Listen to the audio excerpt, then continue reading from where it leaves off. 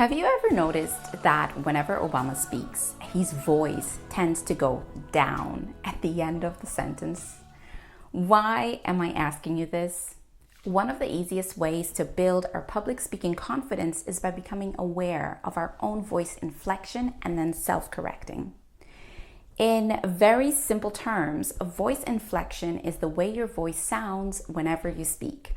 And it turns out that downward inflection is actually a tool for conveying authority whenever we speak. And Obama does this brilliantly. The opposite of downward inflection is what we call upward inflection. Upward inflection is when we go up at the end of our sentences as if we're asking a question, but we're actually not. When we do that, we unintentionally signal questioning or insecurity.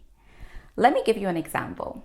I'd love for us to work together versus I'd love for us to work together. Voice inflection can make all the difference in how your message is received, especially when you're negotiating or speaking in public.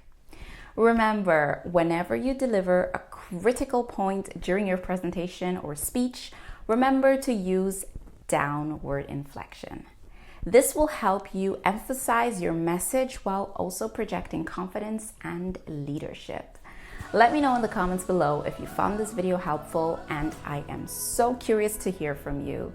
Have you ever paid any attention to your own voice inflection?